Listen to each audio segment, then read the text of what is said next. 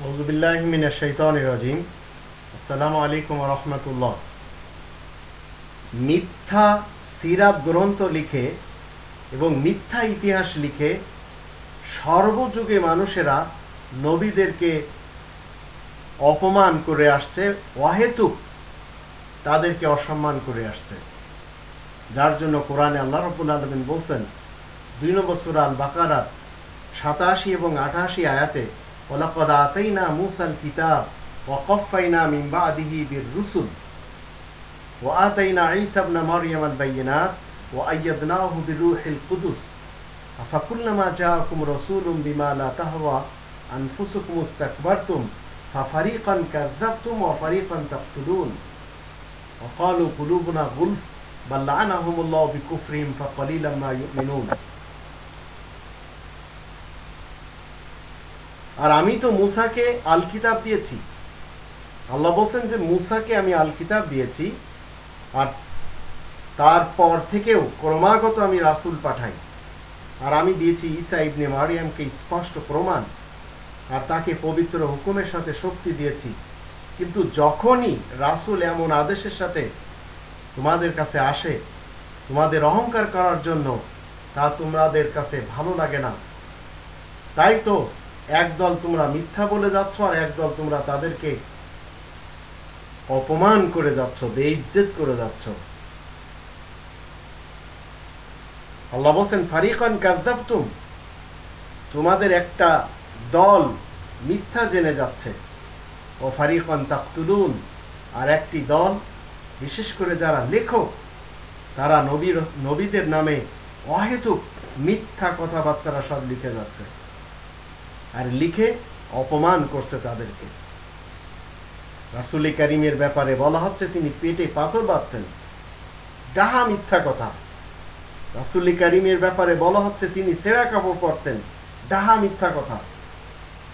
রাসূলের ব্যাপারে বলা হচ্ছে তিনি ৬ বছর অথবা ৮ বছরের কন্যার সাথে বিবাহ করেছিলেন, একেবারে মিথ্যা কথা।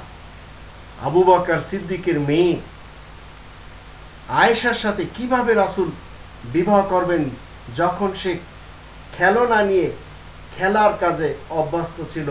৮ বছরের কন্যা সন্তান, ৬ বছরের কন্যা সন্তান, এটাই রাসূলকে অপমান করা, এটাই রাসূলকে অহেতুক ওয়ায়াকতুলুনা নাবিয়্যিন। এইভাবে অন্যান্য নবীদের ব্যাপারে কেউ বাদ পড়েনি। আল্লাহ বলেন মা ইউকালু লাকা ইল্লা মা ক্বাদ কিলা লির-রুসুল মিন ক্বাবলিক ইন্না রাব্বাকা লাযু মাগফিরাতিন ওয়া যু ইকাবিন আলীম। তোমার সাথে ঠিক ওইভাবেই বলা হচ্ছে যা তোমার পূর্বের রাসূলদের সাথে বলা হয়েছে। তো রাসূলদের ব্যাপারে, নবীদের ব্যাপারে শেখুল হাদিস জাকারিয়া সাহেব রাসূলকে মক্কা থেকে তায়েফে নিয়ে পিটাই করাচ্ছেন, পিটুনি সেখানে দেওয়ানো হচ্ছে, সব মিথ্যা কথা। আল্লাহ বলছেন আল্লাহু ইয়াসিমুকা মিনান নাস, মানব সমাজ থেকে তোমাকে আমি, আল্লাহ বলছেন আমি রক্ষা করব। এইসব লিখে কি পাচ্ছেন এনারা?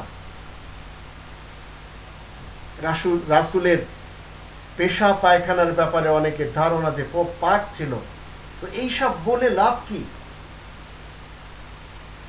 ওয়া ইন্নাকা লাআলা খুলুকিন আযীম, আল্লাহ বলছেন সর্বোত্তম চরিত্রের উপরে তিনি উপনীত ছিলেন। রাসূলের চরিত্র কি? মিথ্যা না বলা। রাসূলের চরিত্র কি? ৫ ওয়াক্তের ১৭ রাকাত সালাত কায়েম করা। রাসূলের চরিত্রে বছরে ১ মাস রোজা পালন, হজ পালন, কোরআন জানার জন্য মুজাহাদা করা, জিহাদ করা, কোরআনের আয়াতের মাধ্যম দিয়ে কাফেরদের যেসব প্রশ্ন রয়েছে সেসব প্রশ্নকে খণ্ডন করে দেওয়া, নিজের কুরিপুর বিরুদ্ধে কিতাল করা, এগুলি রাসূলের চরিত্র।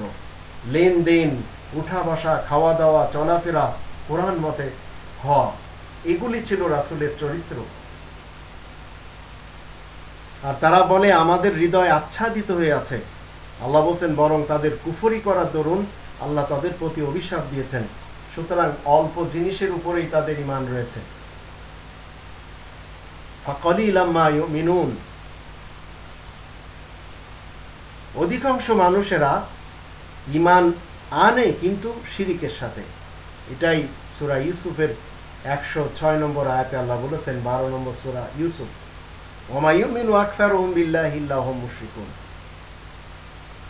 তো মূলত নবী রাসূলদেরকে অহেতুক অপমান, অসম্মান, বেইজ্জত করে যাচ্ছে তারাই যারা তাদের নামে গ্রন্থ রচনা করেছে নিজেদের পক্ষ থেকে। আর সেই গ্রন্থগুলি সন্দেহে ভরপুর, সেগুলি মুসলিমরা অন্তত কখনো পড়েও দেখবে না।